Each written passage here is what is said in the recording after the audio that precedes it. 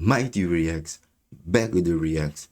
On today's video, we are reacting to He's a Real Psychopath by the man Ray Williams. Enough of the talking, let's react. So this college student becomes so obsessed with studying crime, he ends up committing some pretty horrible crimes himself. Now the guy's name is Brian, and Brian's around 26 when this starts, and he's living in Pennsylvania, and bro is straight up obsessed with criminology and serial killers and murder. So much so that he's even getting a master's degree in criminal justice. And one day in 2020, he takes a class at his university where his professor assigns this research paper. And he's supposed to write about how to handle a real-life crime scene as an investigator. And so Brian writes a 12-page essay about a fictional case where a woman was found unalived in a trailer park after being stabbed to death with a knife. This is the actual essay he wrote here. And he's describing the details as he writes this paper. He talks about the kind of equipment crime scene investigators would have to wear in order to avoid leaving DNA and prints at the scene and stuff like that. Bro seems to know a lot about investigating crime scene. Of course, if he's so obsessed with learning about crimes, of course he's gonna do all of that. And thanks to doing all that research in these classes he's taking, at some point, Brian apparently gets some big ideas. He now thinks he knows exactly how to pull off the perfect murder and get away with it. Now, eventually, Brian graduates from his master's criminology program, but that's not enough murder education for him. He wants to get his PhD, and he finds a criminology program on the other side of the country, and so he moves from Pennsylvania all the way over to Washington, and he starts going to school there. And so it's 2022, and Brian is 28 years old now, and he's living in this new town trying to get his PhD. And he's, I'm guessing, still obsessed with murder. Now, Brian is also a vegan, which unfortunately for him, vegan food is a little hard to find where he now lives. And so he starts going to a vegan food restaurant, which is technically in a different state, but only about 15 minutes away across state lines. Here's a picture of that restaurant. And this is likely where he sees this woman. Her name's Madison, and Madison's 21 and she works at the restaurant, and she's also a student at the University of Idaho nearby.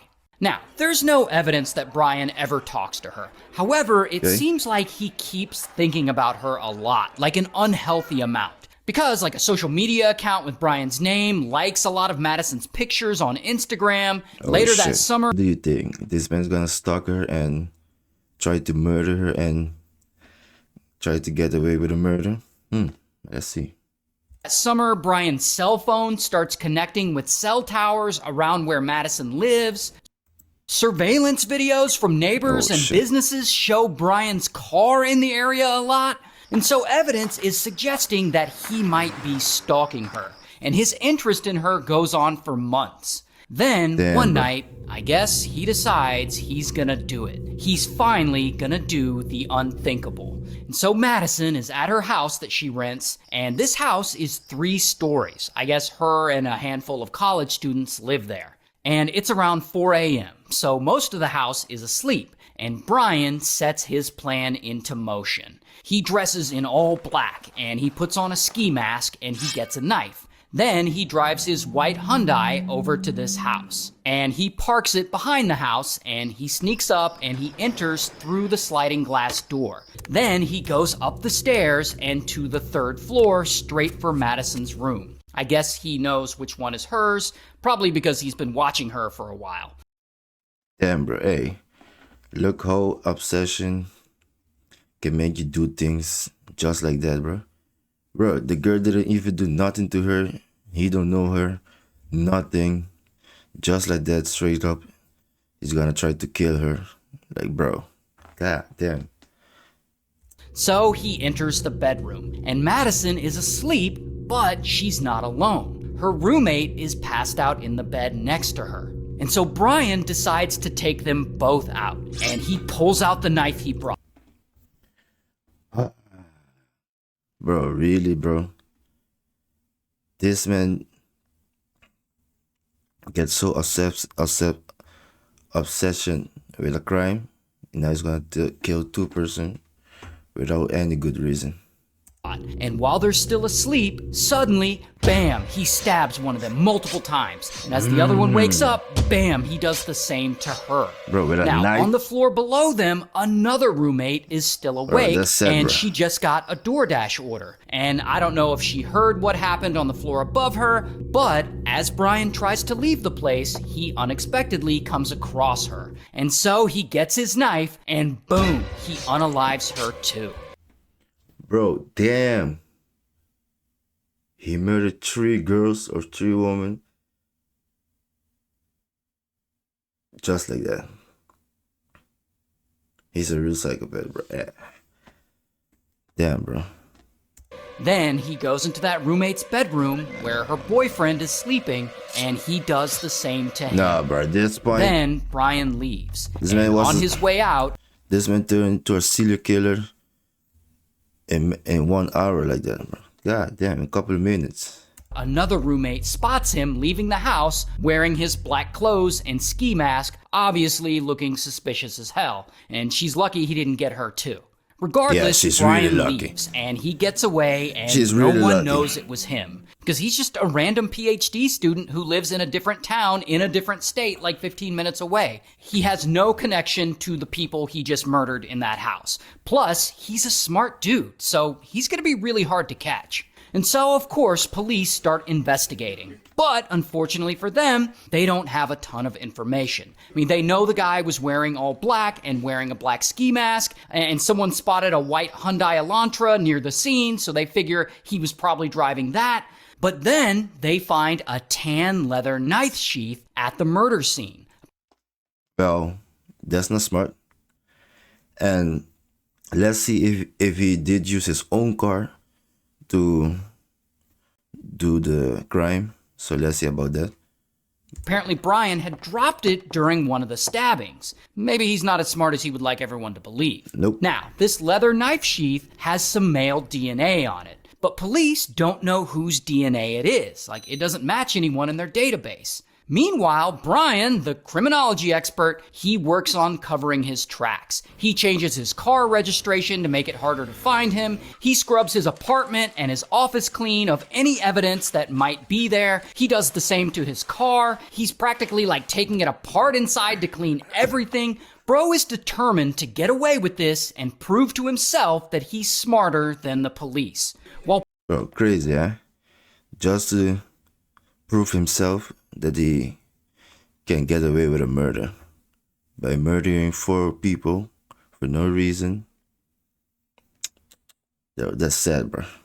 police, they're not done investigating. I mean, they got cell phone records and reports of sightings of a white Hyundai Elantra near the murder scene. And this leads them to Brian and his white Hyundai Elantra. And this is great that Bro, I told you, bro. He's fucking stupid, bro.